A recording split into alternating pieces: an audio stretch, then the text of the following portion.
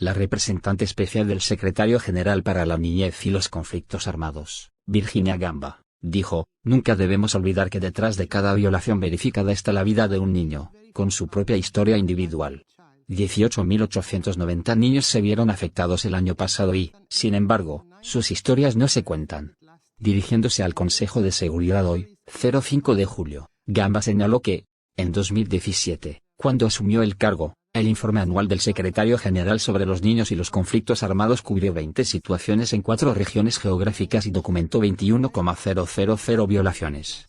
El mandato actual abarca 5 regiones geográficas y cubre 26 situaciones, incluidas las situaciones de seguridad que se desarrollan en Haití y Níger y las situaciones relacionadas en Etiopía, Mozambique y Ucrania, que se agregaron en 2022 y en el informe por primera vez.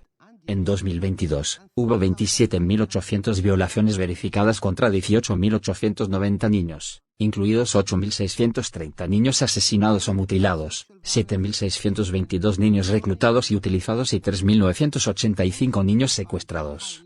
También se ha verificado la violación y la violencia sexual contra los niños, incluidas las violaciones en grupo, los matrimonios forzados y la esclavitud sexual, aunque no se denunciaron, mientras que los niños también murieron o resultaron heridos en los ataques aéreos. Algunos casos fueron tan graves que resultaron en la muerte de las víctimas. Gamba comentó: "Los crímenes cometidos contra estos niños son horribles. Se verificaron ataques en 1.163 escuelas y 647 hospitales, la mitad de los cuales fueron perpetrados por fuerzas gubernamentales, lo que representa un aumento del 112% en comparación con 2022, continuó, y también destacó un aumento del 60% en el uso de escuelas y hospitales con fines militares por parte de fuerzas armadas, fuerzas y grupos. Más aún, se verificaron incidentes que negaron el acceso humanitario a los niños, donde los trabajadores humanitarios fueron asesinados, agredidos o secuestrados, y los suministros humanitarios fueron saqueados, mientras que los impedimentos burocráticos y las restricciones de movimiento complicaron aún más la entrega de asistencia humanitaria". Ella dijo: "En situaciones de conflicto, cuando la protección, la educación, la atención médica, los sistemas de producción de alimentos, las instalaciones de agua y los servicios esenciales se debilitan o se rompen, la única esperanza que queda para los niños y las comunidades a menudo viene en forma de asistencia humanitaria. Pero esto también está cada vez más amenazado". En 2022, las Naciones Unidas verificaron 3.931 incidentes de denegación de acceso humanitario a niños. En 2022, 2.496 niños fueron privados de libertad por su asociación real o supuesta con partes en conflictos. Si bien reconoció que los grupos armados, incluidos los designados como terroristas por las Naciones Unidas, eran responsables del 50% de las violaciones graves, Gamba subrayó que los principales perpetradores de asesinatos y mutilaciones de niños, ataques a escuelas y hospitales y la negación de asistencia humanitaria acceso en 2022 fueron las Fuerzas Armadas y de Seguridad de los gobiernos. Y estos son los gobiernos cuya principal responsabilidad es garantizar la protección de los civiles, incluidos los niños, subrayó.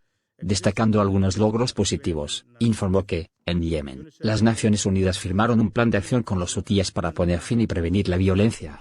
En la República Democrática del Congo, Mai Machine firmó compromisos unilaterales para proteger a los niños. En Irak, el gobierno firmó un plan de acción para evitar el reclutamiento de niños por parte de las fuerzas de movilización popular y repatrió a 1.448 niños iraquíes del noreste de Siria. Las Naciones Unidas también colaboran con las partes en los conflictos de Etiopía, Mozambique, Ucrania y la Federación Rusa. En otras situaciones, se lograron avances mediante la adopción de protocolos de entrega y el desarrollo de políticas de protección infantil, dijo, y agregó que 12.460 niños anteriormente asociados con las Fuerzas Armadas fueron liberados y recibieron apoyo para la reintegración. En el futuro, pidió la definición de niño como cualquier persona menor de 18 años e instó a los presentes a impulsar la financiación de los programas de protección y reintegración, incluidas las acciones de desminado y las iniciativas de educación sobre las minas. Subrayando la importancia de apoyar el mecanismo de seguimiento y presentación de informes en las decisiones presupuestarias, dijo que los recursos de las oficinas en los países del Fondo de las Naciones Unidas para la Infancia, UNICEF, dedicados al mecanismo deben preservarse y mantenerse. También dirigiéndose al Consejo hoy, Omar Abdi, director ejecutivo adjunto de UNICEF, dijo que el informe de este año del secretario general incluye el número más alto, más de 27,000, de violaciones graves jamás verificadas por las Naciones Unidas. dijo que la difícil situación de los niños en las situaciones añadidas más recientemente al informe, incluidos Haití y Níger este año y Etiopía, Mozambique y Ucrania en 2022, era particularmente preocupante. También dijo, UNICEF está gravemente preocupado por la difícil situación de los niños en las situaciones añadidas más recientemente al informe, incluidos Haití y Níger este año, y Etiopía, Mozambique y Ucrania en 2022. Sin embargo, debemos tener en cuenta que el mayor número de violaciones graves contra los niños se verificó en conflictos prolongados de larga data, incluidos los de la República Democrática del Congo, Israel, el Estado de Palestina y Somalia. Según Abdi, los niños en estos contextos han enfrentado violaciones implacables durante años y, en algunos casos, como los niños en el Estado de Palestina, durante décadas. También expresó su preocupación por el impacto del conflicto en curso en los 21 millones de niños de Sudán.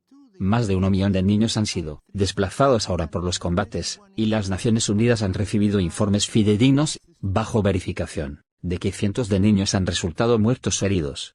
Destacó además cómo algunos países han logrado prevenir y poner fin a violaciones graves contra los niños a través de medidas proactivas. Por ejemplo, en la República Democrática del Congo, la implementación del Plan de Acción de 2012 condujo a una reducción significativa en el número de niños reclutados y utilizados por las Fuerzas Armadas de la República Democrática del Congo, FARC, incluida la detección y separación de más de 1.100 niños. Esto condujo a la exclusión de las FARC de la lista por esa infracción. Continuó diciendo que el mecanismo de monitoreo y reporte de violaciones graves de las Naciones Unidas sirve como base de evidencia para este informe.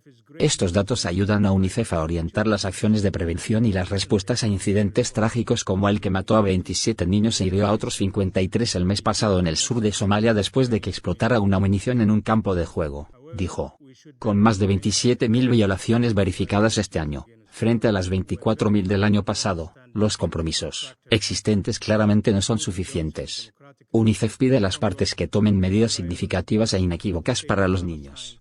También expresó su decepción por la falta de progreso del Grupo de Trabajo sobre Niños y Conflictos Armados del Consejo de Seguridad hacia la adopción de las conclusiones de los informes de país del secretario general.